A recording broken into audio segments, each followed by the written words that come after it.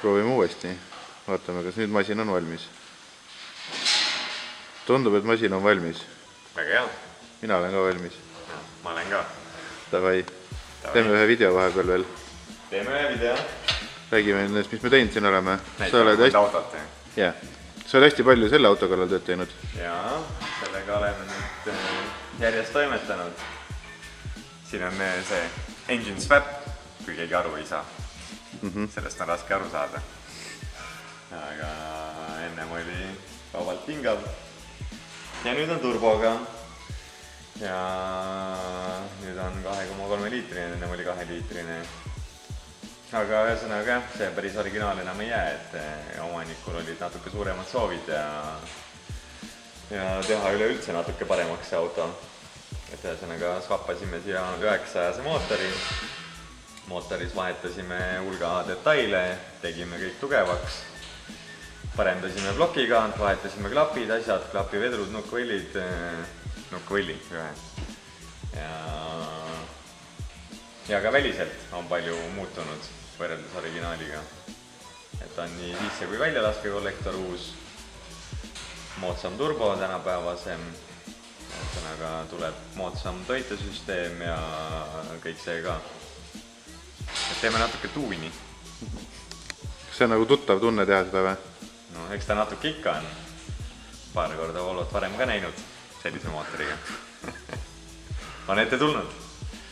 Ja siin veel ühesõnaga jõuülekandes on ka väiksed muudatused, et pilletooratas, tugevam sidur, suurem ka ühesõnaga kui originaal BMW kast 6-käiguline ja nii ongi. Tagasilt esialgu jääb originaal, aga eks aeg jõuab ka selleni, et tuleb see ka üks hetk välja vahetada, sest ilmselt sellise hobujõuga, mis siit oleks võimalik välja võtta, see kaua enam vastu ei pea. Seda me oleme ka näinud. Seda me oleme ka näinud. Meil riiuli peal on paar seda näidist, mis juhtub. Seda ei taha meenutada enam. Mootoriruumi poolest tegelikult on suures pildis enamus tehtud. Edasi on jäänud viimistlemine. Natuke on veel mõni detail vaja lõpuni valmis teha, aga suures pildis varsti tuleb ta siit välja, siis tuleb wiring. Jah, tuleb wiring, teeme mootoriruumi ilusaks, teeme muud detailid ilusaks, värvime ära ja siis paneme uuesti kokku tagasi ja vaatame, mis ta teeb. Vaatame veel, mis meil siin on. Me vaatame. Meil siin on... Kus me lähme enne? Käime korra Bemmi juurest läbi. Lähme kõigepealt Refi Petsi Bemmi juurest. Ühesõnaga siia kunagi paigaldasime selle BDM-i, mida me siis nagu esimest korda proovisime selle auto peal, selle tootja oma. Muidu oli kõik enam vähem, aga ühesõnaga, kuna tootja nendes spekkides ka paaris kohas ei olnud info päris sama, kui ühes kohas ütleb 80 kraadi ja teises kohas ütleb 100 kraadi, siis tegelikult nii. Siis tegelikult on kuidas? Ühesõnaga tegelikult ta on natukene temperatuuri tundlikum, kui ühesõnaga tootja väidab. Et siin lõpuks see on natuke ekstreemsem olukord ka, aga sellise tänavaauto puhul tekib see olukord igal juhul. Sa oled ummikus, on suvi, nagu meil viimane suvi oli, väga palav, sa oled tund aega ummikus, lõpuks kuumeneb üle, hakkab mingeid kanaleid tagant ära lükkama ja et iga päev seda probleemi ette ei tule, aga paar korda siin oli see olukord ja relocate isime ühesõnaga nüüd salongisele, et seal võiks natuke leebem olla, et mõne teise tootja omad on selles suhtes temperatuuri taluvuse ja enda jahutamise poolest natukene paremad. Aga nüüd selgitasime selle välja ja saime teada ja õppisime ühesõnaga. Ja siis läheb pinki ka, enne? Läheb pinki ka, jah. Siin tegime veel mõned asjad ühesõnaga, vahetasime pihustid ja täpselt enam ei mäleta. Nipet-näpet ühesõnaga tegime ja nüüd läheb pinki ja lõpuks saab see auto ka äkki päriselt seadistatud. Jääme ootama. Jääme ootama. Siis on meil veel siin? Meil on siin Volga, klass 21. See on niisugune natuke ebaharilikum projekt nagu. Sellest me muust osast me oleme rääkinud ja nüüd me oleme siin maal, et Arli siin tegeleb juhtmestiku ja mootori juhtelektroonika paigaldusega. See on ka tegelikult juba suht enam-vähem valmis. Ja varsti äkki on lootus käima saada, et siia tuleb Maxeku, siia tulevad PDM-id ja ühesõnaga kõik tänapäevase elektroonikaga siis käima. Ega ma suurt ei oskagi midagi öelda, et siin juhtmetöö nagu juhtmetöö ikka lõppkokku. Ega siin midagi erilist ei ole, see on tegelikult tavaline aju ja siis kere juhtmooduli paigaldus. Võib-olla nii palju on, et see on Maxeku Sport, seal on siis elektrooniline segu siiber, mille pärast siis seda Maxeku Sporti vaja oli. Ja siis üle känni suhtlevad kõik asjad ja... Kastile tuleb ka veel oma juhtaju, et kuna see on automaatkäigukast, siis teda hakkab ka lõpuks juhtima tema oma juhtaju, aga siin Hendrik veel natukene mõtiskleb ja valib seda toodet, mis talle päriselt meeldiks. Just nii. Et seda näeme varsti. Õue ka. Ja me vaatame õue ka, enne kui pimedaks läheb.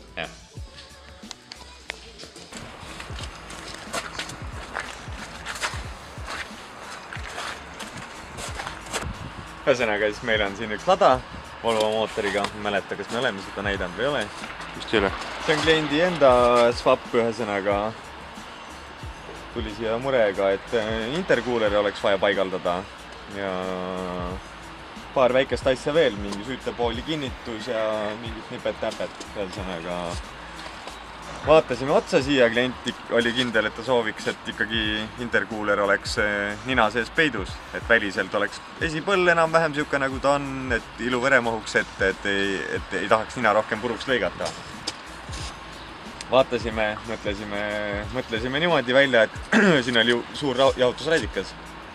Lõikasime jahutusradiaatoril siis väikse jupi maha ja tegime custom interkuuleri siia jahutusradika kõrvale.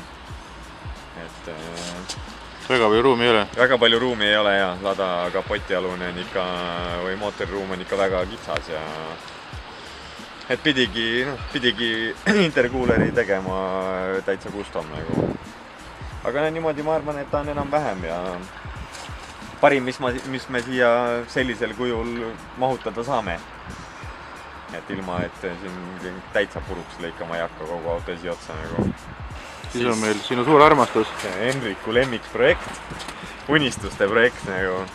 Tahaks iga päev siukest teha. See on siis Volvo. Sellepärast me teeme seda, et ma tahtsin lihtsalt ühte diislit kunagi proovida nagu. Ma küsitakse seda palju. Välja vabandama. Ja, nii palju küsitakse, siis ma mõtlesin, et ai teeme ühe.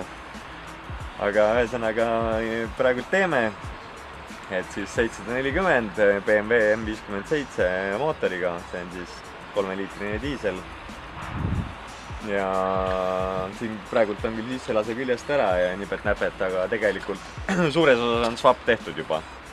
Et enamus detailid on tegelikult valmistatud, kõik on omal kohal, jõuülekanne on koos ja sisselase ongi sellepärast maas, et tegelikult hetkel on elektritööde järgus. Et see siis jääb originaalse mootori juhtimisega ja järgmine step ongi siis juhtmestiku valmistamine ja käimapanemine. Aga ta praegult siin ootab natukene järjekorras, et varsti jõuame ilmselt selle elektritöödega järjega sinnamaale. Aga jah, siin ka palju customit, interkuuler, värgid, jahutustorud, asjad. Nii et omajagu nokitsemist. Sellele küll, räägi ära. Eelmises videos me rääkisime sellest kõikidest detailidest, mis siin on ilmselt niikuinii. Okei. Põhimõtteliselt sama. Peaaegu nagu 2JZ. Okei, sa mõtled Engine Swapi videos. Ja, siin on veel see, et Volvo mehed, kellel on see BMW armastus, siis sellisele mootorile saab poest neid mootori kinnitusi ka osta muidu nagu lihtsalt infoks teile. Siin ei pea isegi midagi valmistama hakkama, et need täitsa sobisid siia külge ja mootor jääb täitsa okei koha peale ja nii ongi. Üks on veel. Üks on veel, jaa, samamoodi nagu nad siin kõik põhimõtteliselt on nii-öelda selle elektroonika poolses järjekorras. Siin küll on ühesõnaga elektroonika osa nüüd valmis saanud. Et siia tegime siis makseku paigalduse koos igasuguste erinevate mingite lisade ja failsafe'idega ja nüüd on seal maal, et see ootab Düno järjekorras ja ootab siin ühte kütusesüsteemi detaili ka. Et põhimõtteliselt hetkel liigub omal jõul, kogu juhtmestik on valmis, kõik töötab ja siin on üks detail puudu ja kui detaili lõpuks saame, siis mis see detail teeb? Detail peaaegu ei tee midagi, aga detail pumpab ühest paagi poolest teisele poole kütust. Aga kui on suurem pump, siis teeb probleemi. Kui paned võimsama pumba, siis selle originaalse lahendusega see enam ei tööta, nii nagu ta töötama peab ja kütuserõhk ei ole stabiilne ja on igasugused kütusega seonduvad probleemid ühesõnaga. Natukene anomaalsed isegi, aga... Natuke anomaalsed, jah. Kui sa saad teada, et niisugune detail on seal olemas, siis enam ei ole anomaalne.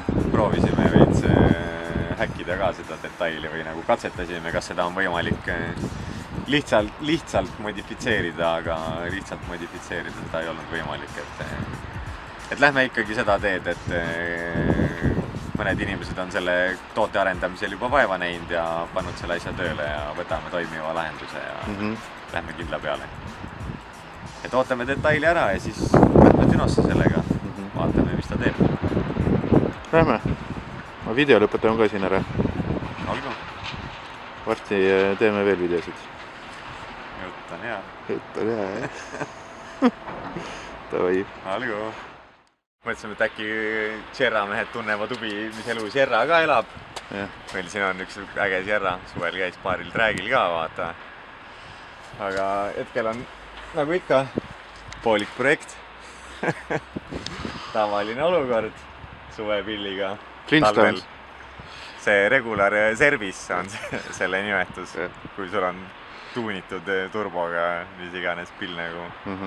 Ja kui sa tahad saada rohkem, kui ta on nõus sulle andma nagu, siis tavaliselt on tulemus selline, et siin me näeme, et siin praegult ei ole midagi. Ja hetkel ei ole otseselt midagi, mida siia panna ka nagu. Palju tükke on? Et see on... see oli lahti, ma lambist tõmbasin toast seda. Ühesõnaga, palju tükke on, Harli tegeleb sellega, et need tükid saaks kokku oma vahel tagasi ja saaks siia kapoti alla tagasi, et eelmine aasta oli omajagu neid jõuülekande probleeme, mida vabalt hingavana ei tekkinud ja turboga küll läks kardaan krussi ja siis andis sidur järgi ja igaks juhuks sai mootor ka lahti võetud ja sinna lähevad ka nüüd tugevamad kepsud ja kolvid ja et ühesõnaga palju tööd on veel teha, aga vaatame, äkki kevadeks saab asja. Äkki saab. Vaatame. Vaatame veel, mis siin mõni pill on veel nagu. Siin on ka see... Mis siin kapoti all on? Siin on ka see sama seis. Harilik hooldus on pooleli. Et sellega seoses, et siin ei olnud ainult hooldus, et siin tegime mõned kere modifikatsioonid ka. Et siis turvavarustus vastaks nõudmistele, et kui tehnilise onud tulevad vaatama, siis nüüd on oorattakaitsevõru, nüüd on kõik kardaanirõngad, kõik need asjad on ka tehtud, et turvakaar ka? Ja turvakaar on ka nüüd jah, et tegelikult kardaanirõngas oli juba varem, aga oorattakaitsevõru ei olnud, et vana auto olukord jälle, tunnel on nii väike ja kunagi ei viitsinud selle tunneli või ei näinud mõtet selle tunneli modifitseerimisel ja nüüd jõudsin ringiga sinna tagasi, et tuli põhi uuesti puruks lõigata ja elu on selline. Tegin tunneli suuremaks ja tegin siis nõuetele vastavalt paksust metallist ooratta kaitseosa ja natuke veel mingeid muid asju, et ja mootoriga nagu ikka, tavaline hooldus. Aga seda vaatame mõni teine kord, nagu siin ei ole praegu rohkem midagi rääkida, olukord on sama, mis Harli mootoriga, et on hunnik juppe ja need jupid ei ole omavahel koos hetkel. Aga meil on siin üks tuuni vend veel, tal on ka projektikas, aga vahe on selles, et tema ei käinud sellel suvel ühelgi träägil. Ja tulemus on järgmine. Põmm! Siin on mootor. ja see auto on võimeline omal jõul liikuma, teda ei pea lükkama ja tema mootorjupid ei ole kuskil riiulis. Tead, mis on hea või? No. Siis auto püsib jumala hästi korras, kui seda ka ei sõida eriti. Et kui sa ei kompa neid piire ja ei suru teda.